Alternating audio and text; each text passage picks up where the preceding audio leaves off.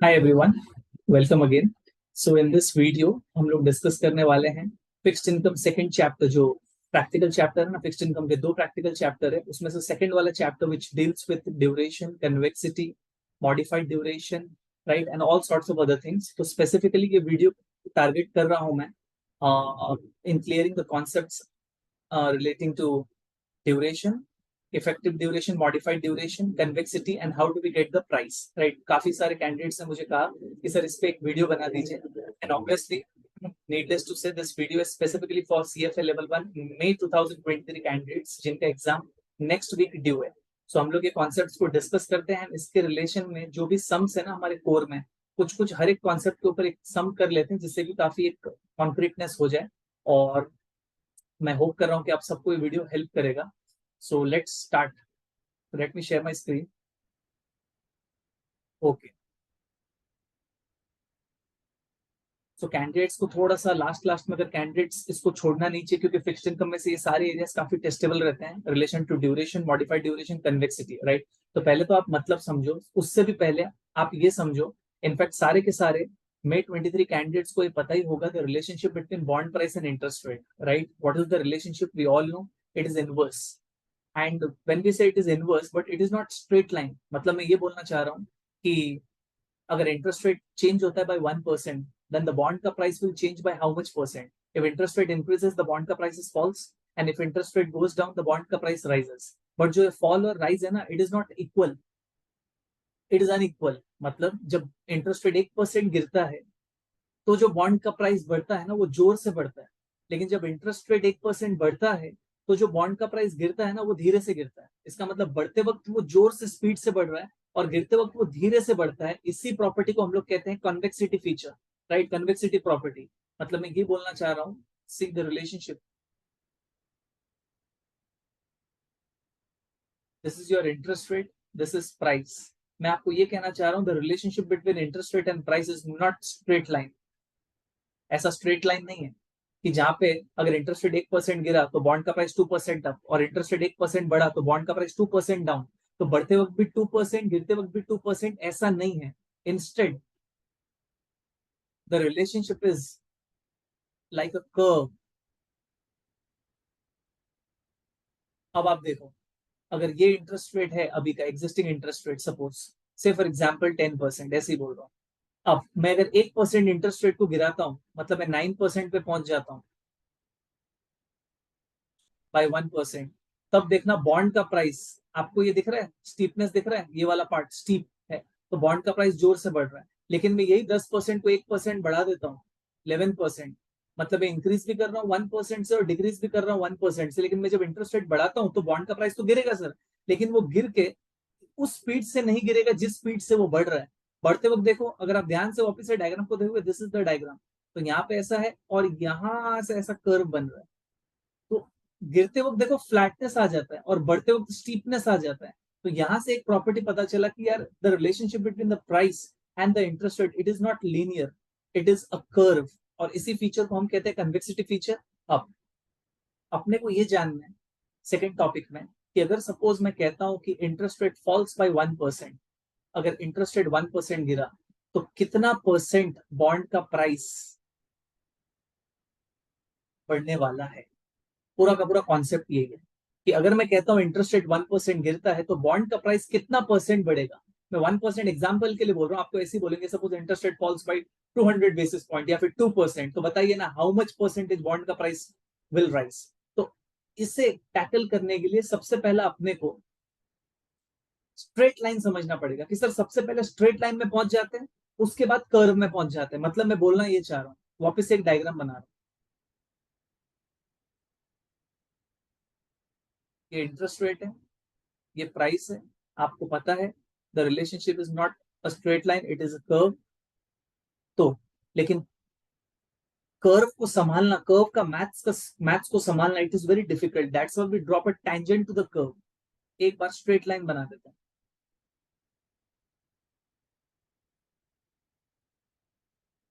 Obviously you can argue ये straight कहाँ हो गया, obviously don't go with the diagram, मैं जस्ट कॉन्सेप्ट समझा रहा हूँ अभी। तो since actual relationship between the price and interest rate is a curve, but the maths is very very difficult to handle, that's why we drop a tangent to the curve और उसको एक बार straight line बना देते हैं, ठीक है। अब जैसे एक बार स्ट्रेट लाइन बना दिया और सपोज अभी अभी इंटरेस्ट रेट 10% है, अब मैं बोल रहा हूँ इंटरेस्ट रेट मैंने 2% गिरा दिया, तो कहने से 2% गिरा दिया मतलब 8% पे, तो मेरे को ये जानना है कि एंड एक सेकेंड, जब 10% पे प्राइस क्या है, suppose this is the existing price P0, से फॉर एग्जाम्पल 500, अब मैंने 10 से 8% कर दिया तो 2% इंटरेस्ट रेट गिरा दिया, मेरे को ये जानना है, और आपको इतना तो पता है सर ने इंटरेस्ट रेट गिरा दिया तो बॉन्ड का प्राइस पक्का बढ़ने वाला है, तो मेरे को ये जानना है, बताइए ना बॉन्ड का प्राइस कितने से बढ़ गया होगा, मतलब interest rate falling by 2%, how much percent, कितने परसेंट बॉन्ड का प्राइस बढ़ गया होगा। तो अब इसको सॉल्व करने के लिए सबसे पहला हम स्ट्रेट लाइन में आ जाते हैं, तो अपने को जानना है कि यार अगर इंटरेस्ट रेट 2% गिरा तो बॉन्ड का price as per the straight line क्या होगा। तो स्ट्रेट लाइन में पहुंचने के लिए आपको कॉन्सेप्ट्स काम आएंगे, duration and modified duration, duration and modified duration काम आने वाले हैं।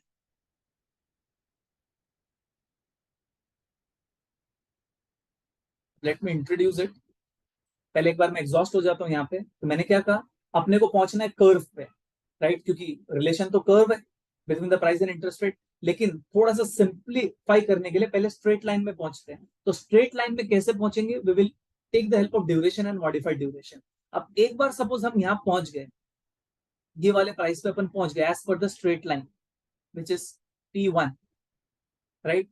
अब उसके बाद सर ये P1 से, लेकिन एक्चुअल रिलेशन, एक्चुअल प्राइस तो कर्व पे खड़ा है, मतलब अगर 8% इंटरेस्ट रेट हुआ तो एक्चुअल प्राइस तो यहाँ पे खड़ा है, यहाँ पे, लेकिन हम पहुंचे हैं स्ट्रेट लाइन पे। तो जो ये स्ट्रेट लाइन से कर्व में जाने के लिए we will do the adjustment known as convexity adjustment. तो ये जो गैप है ना, ये वाला गैप के लिए वी नीड कन्वेक्सिटी एडजस्टमेंट।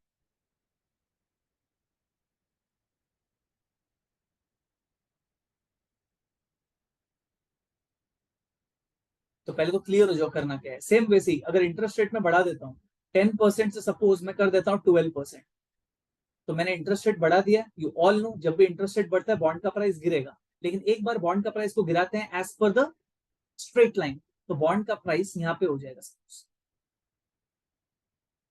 लेकिन we all know the relationship is not linear, it is curve, तो अपने को कर्व में पहुंचना है, तो यहां से कर्व में पहुंचने के लिए again we will have to do convexity adjustment.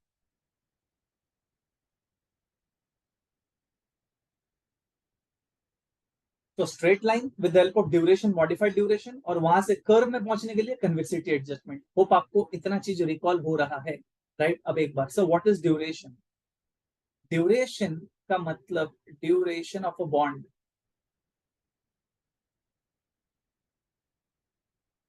इसको generally average waiting time time भी कहते हैं, एवरेज वेटिंग टाइम।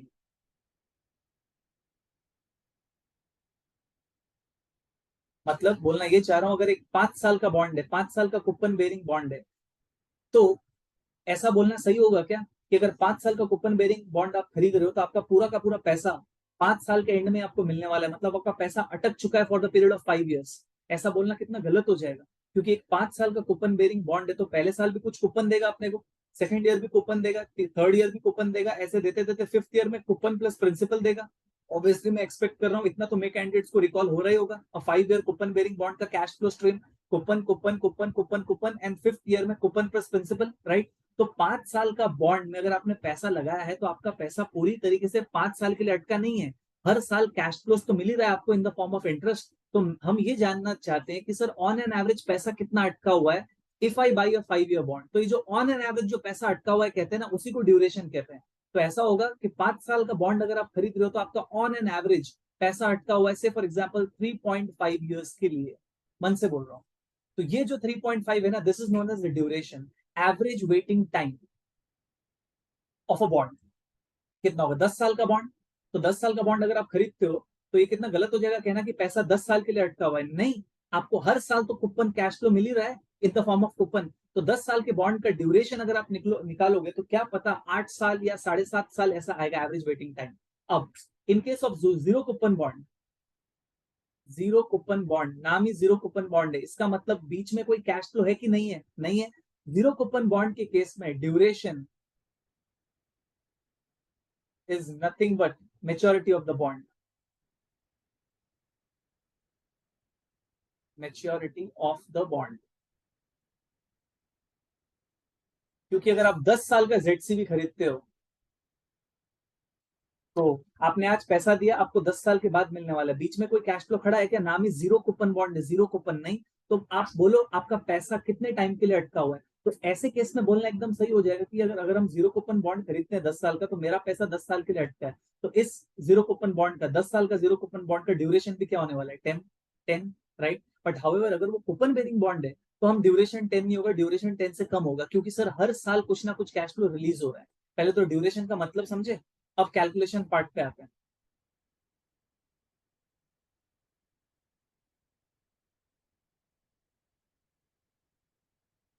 कैलकुलेशन करने का तरीका मैं एक शॉर्टकट भी सिखा दूंगा। अल्टीमेटली हमको करना क्या, एक सेकंड, अपने को सबसे पहले स्ट्रेट लाइन में पहुंचना है, स्ट्रेट लाइन से कर्व में पहुंचना है, राइट, क्योंकि एक्चुअल रिलेशन तो कर्व है, तो वो जाने का प्रोसेस है। First you reach to straight line and then to curve. Straight line में कैसे जाएंगे? With the help of duration and modified duration, and then वहां से convexity adjustment to reach to curve. ठीक है। अब ड्यूरेशन जनरली कैसे कैलकुलेट होता है? अगर मैं बोलूँ एक 3 साल का बॉन्ड है, 3 साल का बॉन्ड है, 3 साल का कूपन बेरिंग बॉन्ड, जिसका फेस वैल्यू है सपोज 100, कूपन रेट है सपोज 10%, राइट, और इस बॉन्ड का यील्ड चल रहा है suppose YTM, yield to maturity, say for example चल रहा है 9%। तो क्या इतना डिटेल्स काफी है आपको प्राइस निकालने के लिए? यस। कैसे निकालते हैं प्राइस?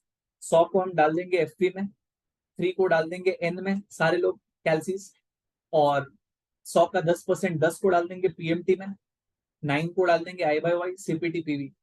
तो इसका प्राइस चल रहा है 102.53। इनफैक्ट थोड़ा रिवाइज करने का और मन लग रहा है, प्राइस फेस वैल्यू से तो ज्यादा आना ही था, क्योंकि कूपन रेट 10% है और यील्ड है 9%, यील्ड कमती मिल रहा है, यील्ड कमती मिल रहा है मतलब price is greater than face value, right, तो प्राइस इतना है। अब हम कैसे निकालेंगे ड्यूरेशन? एक सेकंड, ड्यूरेशन मेरे को सोच के बताओ, 3 साल का कूपन बेरिंग बॉन्ड का ड्यूरेशन 3 साल होने वाला है कि 3 से कम होने वाला है? ऑब्वियसली 3 से कम होने वाला है, क्योंकि हर साल कैश फ्लो रिलीज हो रहा है, हर साल मेरे को 10 10 और तीसरे साल में 10 + 100 मिल रहा है, तो 3 से पक्का कम आने वाला है। तो करने का तरीका, ऑब्वियसली एग्जाम में हम ऐसा नहीं करेंगे, बट एक बार समझने के लिए पूरा प्रोसेस बता रहा हूँ। ईयर्स 1 2 3, कैश फ्लो, पहले साल का कैश फ्लो 10 10 समझा, 100 का 10% 10, दूसरे साल भी 10, तीसरे साल सर 100 + 10, थर्ड वाला रहता है आपका प्रेजेंट वैल्यू एट 9%, क्योंकि यील्ड तो 9% है ना, तो 10 को आप एक साल पीछे खींचोगे, दूसरा वाला 10 जो 2 साल के बाद खड़ा है उसको 2 साल पीछे खींचोगे, तीसरा वाला 110 3 साल पीछे खींचोगे, तो ये सारा वैल्यूज आएगा आपको, राइट। उसके बाद रहेगा वेट्स, और आपको प्राइस तो पता ही है। एक सेकेंड, एक बार कर ही देते हैं, 10 को आप एक पीरियड पीछे खींचना 10, तो मैं डायरेक्टली खींच रहा हूँ, आप लोग भी कैलसी में करो।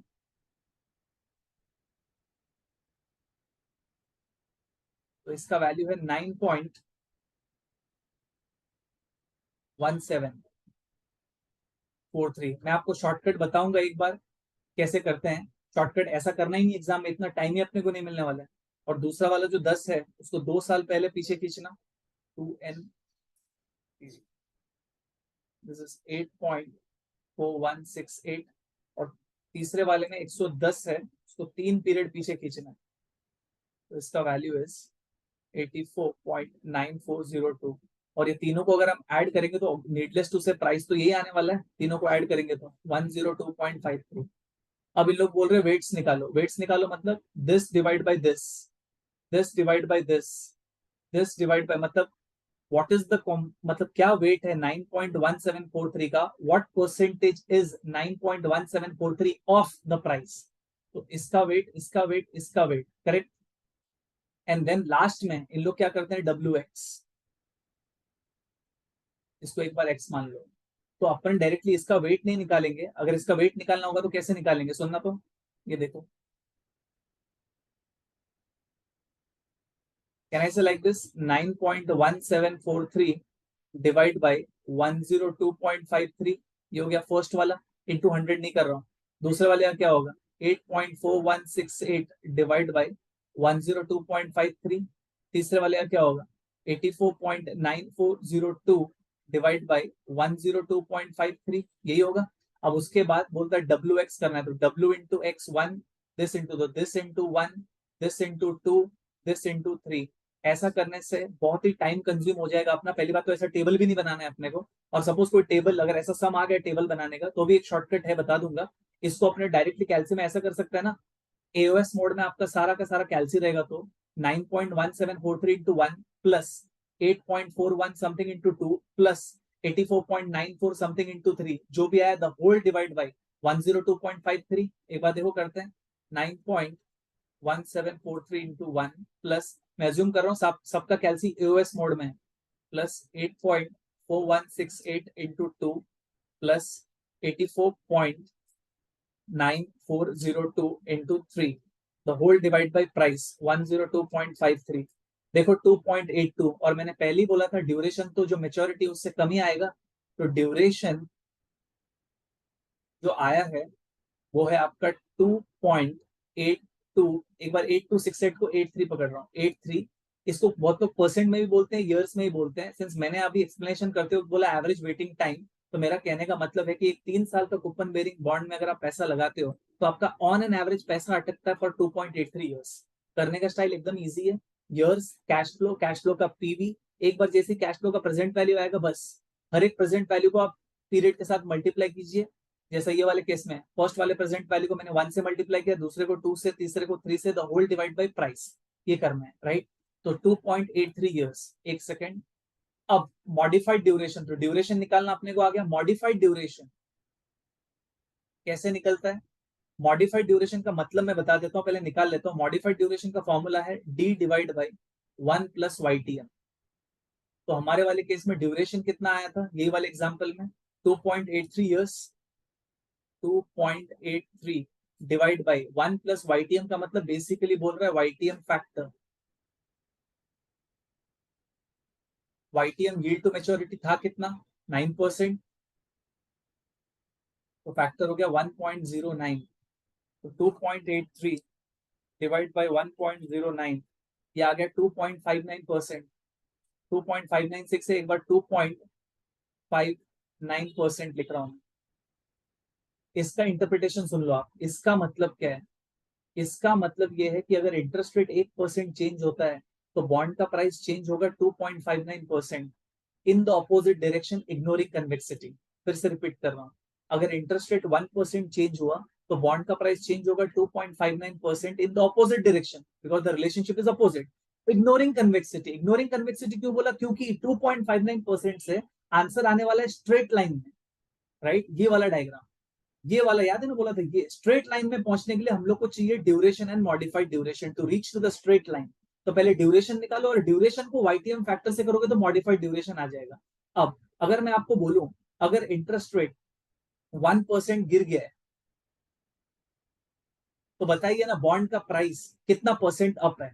तो as per the straight line क्या होगा? इंटरेस्ट रेट 1% गिर गया तो बॉन्ड का प्राइस बढ़ेगा, कितना बढ़ेगा? 2.59%, खत्म। ये तो straight line in the opposite direction ignoring convexity, right. 2.59%। Actual में तो बताओ मेरे को आप, एक्चुअल में बॉन्ड का प्राइस 2.59% से बढ़ेगा कि उससे भी ज्यादा से बढ़ेगा? डायग्राम देख लो, ये वाला है बॉन्ड का प्राइस, ये वाला है इंटरेस्ट रेट, राइट। आपको सभी को पता है the relationship is curve. However, we drop a tangent.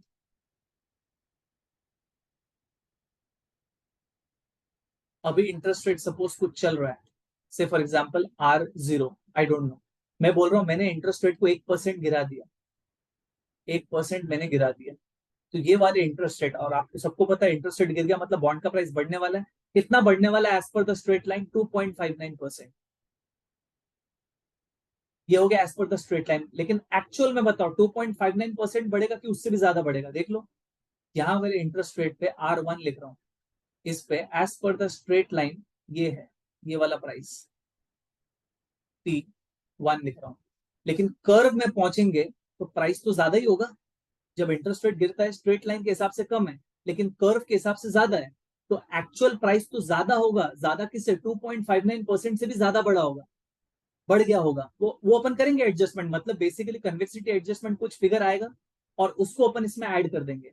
से फॉर एग्जाम्पल कन्वेक्सिटी एडजस्टमेंट करने के बाद मैं आ रहा हूँ, ऐसे मन से बोल रहा हूँ 1% है, एंड उसके बाद मैं आपको पूछ रहा हूँ बताओ एक्चुअल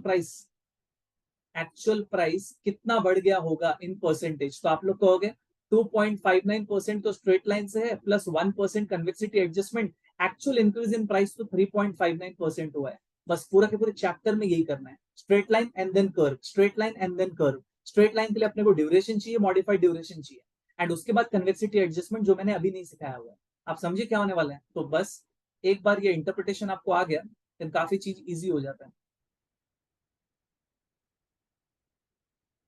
अब मॉडिफाइड ड्यूरेशन निकालने का फॉर्मूला है डी डिवाइड बाई 1 + YTM, मतलब डी डिवाइड बाई YTM का फैक्टर। हाउएवर एक दूसरा भी शॉर्टकट है मॉडिफाइड ड्यूरेशन निकालने का, शॉर्टकट ये है एमडी अप्रॉक्स। शॉर्टकट से अगर आप एमडी निकालोगे तो अप्रोक्सीमेट आएगा एक्चुअल एमडी तक। एक्चुअल एमडी का formula is D divide by YTM का फैक्टर, बट काम चल जाता है। अप्रॉक्स इज लाइक, इसको मैं ऐसा लिख रहा हूँ P2 - P1, समझा दूंगा, डोंट वरी।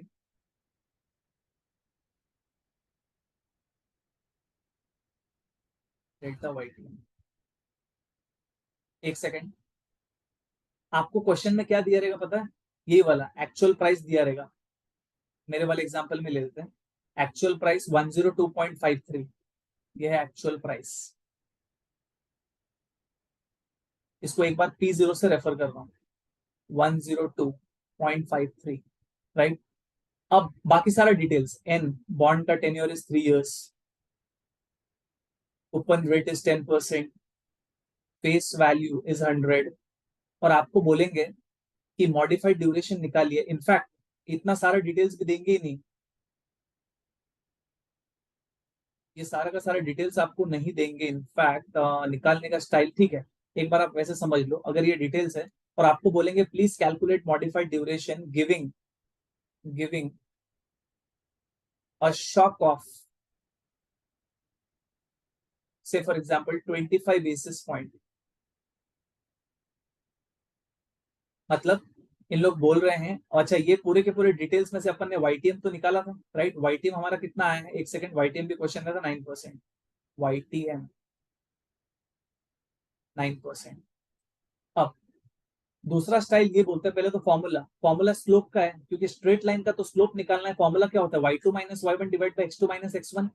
कोई भी स्ट्रेट लाइन, इसके लिए कोई टीचिंग रिक्वायर्ड नहीं है, CFA लेवल 1 का नॉलेज भी नहीं रिक्वायर्ड है। स्ट्रेट लाइन का स्लोप कैसे निकलता है, y2 - y1 divide by x2 - x1, और स्ट्रेट लाइन का स्लोप ही तो मॉडिफाइड ड्यूरेशन है। क्योंकि स्ट्रेट लाइन का स्लोप अभी जो एग्जांपल में 2.59% निकाले, इसका इंटरप्रिटेशन क्या बोल रहा हूँ, अगर 1% एक्स चेंज हुआ, एक्स मतलब इंटरेस्ट रेट, तो बॉन्ड का प्राइस चेंज होगा 2.59%, राइट। 1% इंटरेस्ट रेट बढ़ा तो भी बॉन्ड का प्राइस 2.59% गिरेगा, 1% इंटरेस्ट रेट गिरा तो भी बॉन्ड का प्राइस 2.59% बढ़ेगा। मतलब बढ़ते वक्त भी सेम परसेंटेज बढ़ रहा है, गिरते वक्त भी सेम परसेंटेज गिर रहा है। ये तो स्लोप ही हुआ ऑफ अ स्ट्रेट लाइन, जो कि कांस्टेंट होता है अक्रॉस ऑल द ऑब्जर्वेशंस। ठीक है। सो अब मैं बोल रहा हूँ सेकंड शॉर्टकट में इन लोग क्या करेंगे, आपको ऐसा बोलेंगे कि अभी जो यील्ड चल रहा है ना 9%, आप एक काम कीजिए, आप हायर वाला प्राइस निकालिए, मतलब आप इंटरेस्ट रेट को शॉक दीजिए 25 बेसिस पॉइंट, मतलब 0.25%। तो एक बार YTM को 9% माइनस 0.25% को हम कैलसी के I/Y में डालेंगे, तो जो प्राइस आएगा ज्यादा प्राइस आएगा, मतलब P0 से भी ज्यादा प्राइस आने वाला है। आप अभी कैलसी में चेक कर लेना, you put FV as 100, PMT as 10, N as 3, और जो I/Y है ना आपके कैलसी में, उसमें आप डालना 8.75% एंड देन CPT PV। आपका प्राइस आएगा 102.53 से भी ज्यादा, तो ज्यादा वाले प्राइस को एक बार P2 बोल रहा हूँ। एंड दूसरी बार आप कैलसी में I/Y में क्या डाल देना, 9 प्लस 0.25%। आप शॉक समझे, जो भी एग्जिस्टिंग यील्ड है उसको 25 बेसिस पॉइंट का शॉक देना है, मतलब 0.25%।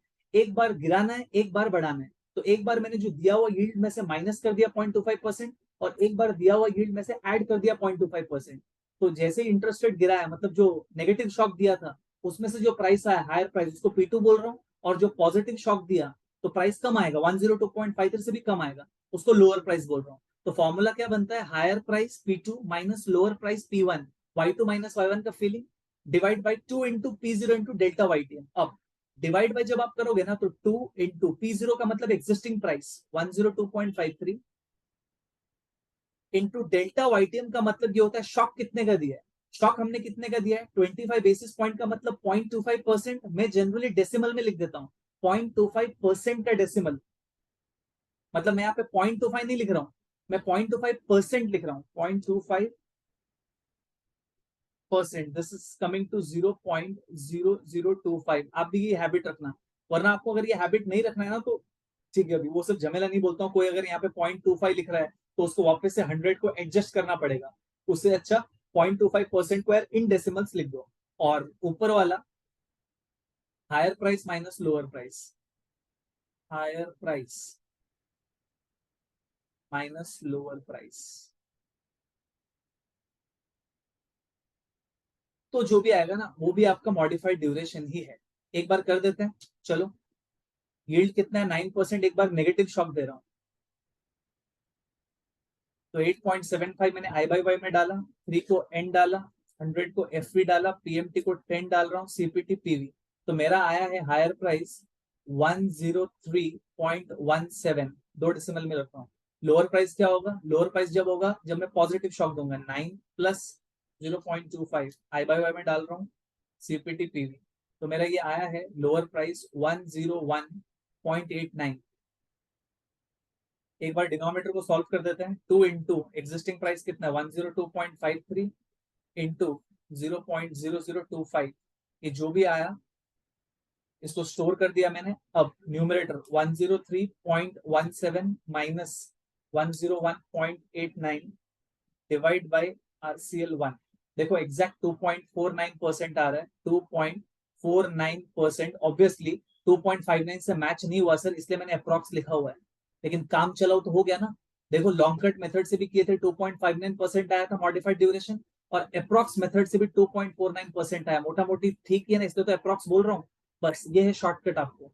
तो आपको क्वेश्चन में देखना है, आपको अगर क्वेश्चन में बोल रहा है मॉडिफाइड ड्यूरेशन निकाल, तो बेस्ट तरीका होगा आप शॉक देके निकालो, शॉक देके, राइट। नेगेटिव शॉक दो, पॉजिटिव शॉक दो, higher price minus lower price divide by 2 into existing price into the shock, और डेसिमल्स में जो भी आएगा मॉडिफाइड ड्यूरेशन है आपका, करेक्ट। और मॉडिफाइड ड्यूरेशन का इंटरप्रिटेशन तो आपको पता ही है, if interest rate changes by 1% then the bond का price will change by so and so percent in the opposite direction ignoring convexity। ठीक है, सो उसके बाद अब स्ट्रेट लाइन में तो पहुंच गए। अब जैसे हम स्ट्रेट लाइन में पहुंच गए उसके बाद बचा क्या, कन्वेक्सिटी एडजस्टमेंट। तो डायरेक्टली फॉर्मूला दे रहा हूं कन्वेक्सिटी एडजस्टमेंट का, कन्वेक्सिटी एडजस्टमेंट का formula, formula is half into convexity का फिगर आपको दिया हुआ रहेगा क्वेश्चन में, convexity into delta interest rate या फिर डेल्टा वाईटीएम स्क्वायर इंटू 100, ये फॉर्मूला है, राइट। तो कन्वेक्सिटी से फॉर एग्जांपल दिया रहेगा 50, ये वाले केस में सपोज ऐसा बोला है कि ये वाला एग्जांपल लेते हैं, ये वाला एग्जांपल अपन ले लेते हैं। एक्चुअल प्राइस था कितना 102, 10 3 इयर्स, वाईटीएम 9%, कूपन रेट इतना, फेस वैल्यू इतना, बोल रहे हैं शॉक तो 25 बेसिस पॉइंट का, ठीक है। और अपना मॉडिफाइड ड्यूरेशन आया 2.49%। अब बोल रहे हैं बताओ प्राइस, एक्चुअल प्राइस बताना if interest rate falls by 10%। तो एक सेकेंड, सपोज यहाँ पे शॉक दे देता हूँ पहले तो, शॉक ऑफ 25 बिप्स। आप टेंशन मत लो, सारा चीज क्वेश्चन में बोला हुआ रहेगा, कन्वेक्सिटी दिया हुआ रहेगा। तो अगर शॉक दे रहा हूँ 25 बिप्स का, तो 25 बिप्स मतलब 0.25% प्लस एंड माइनस। तो कन्वेक्सिटी एडजस्टमेंट का आपका फॉर्मूला है हाफ, एंड सपोज कन्वेक्सिटी दिया हुआ है 50, मन से लिख रहा हूँ 50। तो कन्वेक्सिटी एडजस्टमेंट क्या हो गया, हाफ इंटू 50 इंटू शॉक कितने का है 25 बिप्स, मतलब 0.25%। मेरा हैबिट है डेसिमल में लिखने का, 0.25%, 0.0025 स्क्वायर इंटू 100। एक बार सॉल्व करें, इसका स्क्वायर 0.0025 का square into 100 into 50 divide by 2, 0.0156, ये जो भी है ये परसेंट है। जितना भी छोटा फिगर है आप घबराना मत, परसेंट है। अब एक सेकेंड, आपके पास दो फिगर्स है, क्या क्या फिगर्स है देखना। मॉडिफाइड ड्यूरेशन 2.49% है, और आपका कन्वेक्सिटी एडजस्टमेंट भी तैयार है फॉर्मूला से 0.0156%, करेक्ट। अब अगर क्वेश्चन ने पूछा बताइए percentage change in bond price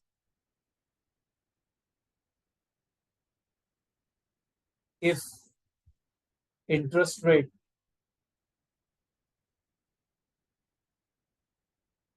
falls by say for example 5%. बोल रहे अगर इंटरेस्ट रेट को 5% गिरा दिया तो बताइए ना कितना परसेंट बॉन्ड प्राइस बढ़ेगा, राइट? अब आपको पता है अगर 1% इंटरेस्ट रेट गिरा तो बॉन्ड का प्राइस कितना बढ़ने वाला है? मेरे वाले एग्जांपल्स में as per the straight line 1% interest rate गिरा तो बॉन्ड का प्राइस बढ़ने वाला है 2.49%, लेकिन यहाँ पे एक गिरा है कि 5%, 5 गिरा है तो बॉन्ड का प्राइस कितना बढ़ने वाला है? तो यहाँ पे लिख रहा हूँ percentage increase as per straight line,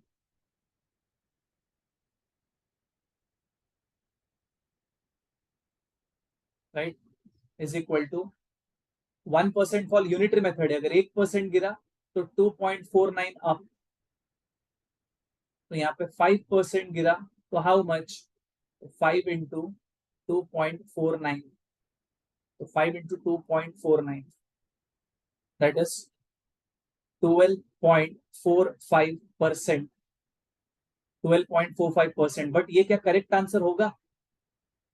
ये करेक्ट आंसर हो ही नहीं सकता क्योंकि ये तो लाइन पे आया है।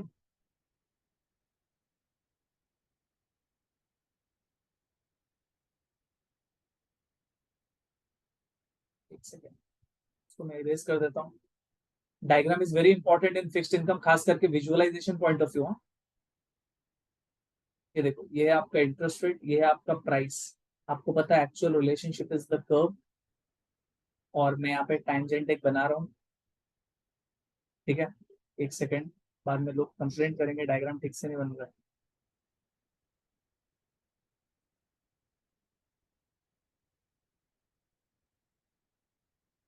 ओके, मैं कह रहा हूँ कि इंटरेस्ट रेट को मैंने गिरा दिया है 5% से, तो ये जो आपका आया है ना बॉन्ड का प्राइस बढ़ जाएगा 12.45%। ये तो स्ट्रेट लाइन है, राइट? अपने को तो कन्वेक्सिटी एडजस्टमेंट में पहुंचना है, तो बस, तो 12.45% स्ट्रेट लाइन है, तो एक्चुअल प्राइस कितना होने वाला है? Actual increase is 12.45% plus convexity adjustment, think, right?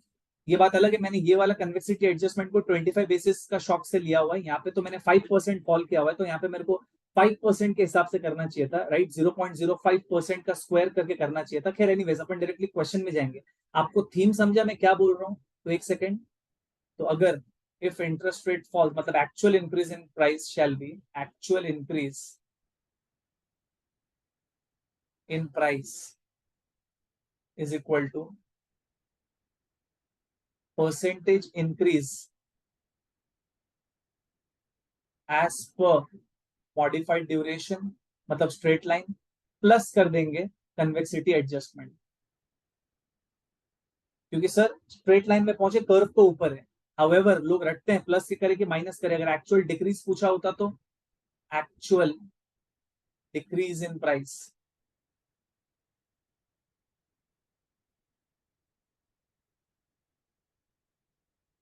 तो सबसे पहले तो परसेंटेज डिक्रीज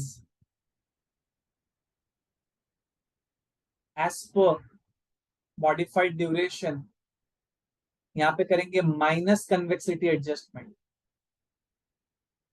एक सेकेंड, अगर ये नहीं समझ रहा है तो ध्यान से देखना।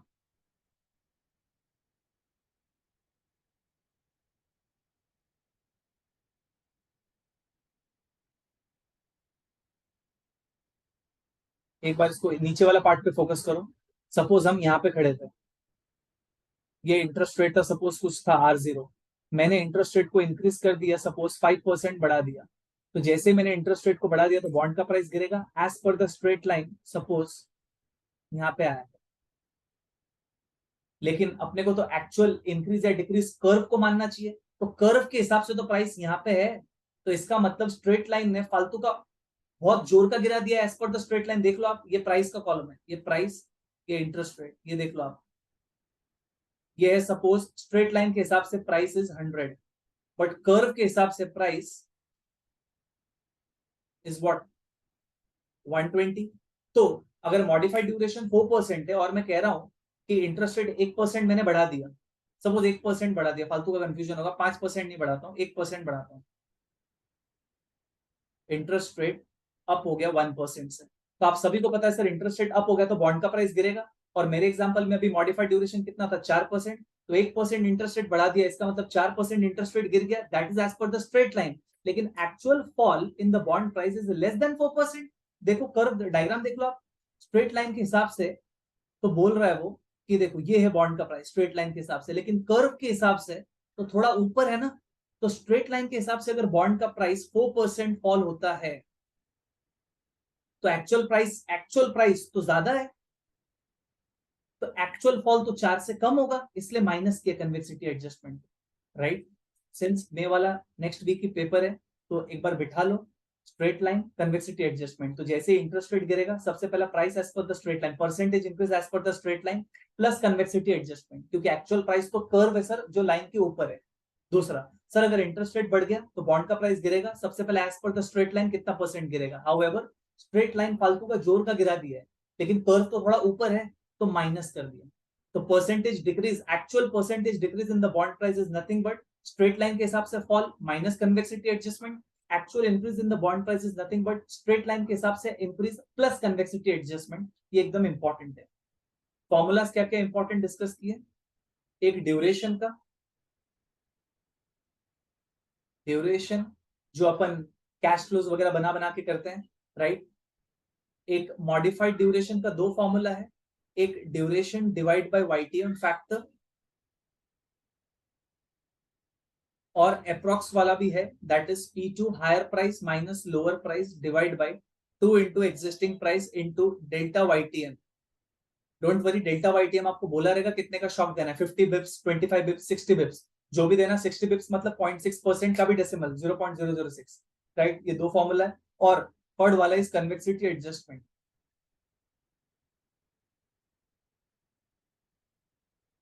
इसका formula is half into C into, यहाँ पे वापस से लिख रहा हूं मैं, डेल्टा शॉक लिख रहा हूँ, डेल्टा वाईटीएम लिख रहा हूँ। क्वेश्चन में बोला होगा कितने का शॉक देना है, इसका स्क्वायर इंटू 100। अगेन इसको भी मैं डेसिमल्स में लेता हूँ, इजी हो जाएगा, तो यहाँ पे डेलिबरेटली लिख रहा हूँ,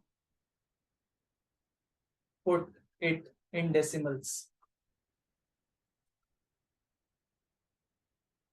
अब आप इतना लेक्चर सुनने के बाद आप एक बार कोर के क्वेश्चंस में जाके प्रैक्टिस कर सकते हो, questions relating to duration, relating to modified duration, relating to convexity adjustment. मेरे को प्लीज कमेंट बॉक्स में बताइए, क्या उसका क्वेश्चंस में छान के करा दूं क्या, उसके लिए मैं वेट कर रहा हूँ। ये पूरा का पूरा कॉन्सेप्ट था क्वेश्चन एंड आंसर्स के लिए। आपका कमेंट सेक्शन में मैं कमेंट्स में देखूंगा, अगर आप बोल रहे हो तो यस करा दूंगा, ठीक है। सो यहाँ पे मैं स्टॉप कर रहा हूँ, होप आपको समझा होगा। प्लीज इसको अप्लाई कीजिए और प्लीज इसको छोड़ना मत, टेस्टेबल पार्ट है, पूछेंगे, ठीक है। Okay, so I'm concluding my video with this short example on duration, convexity and modified duration, ठीक है। Thank you very much.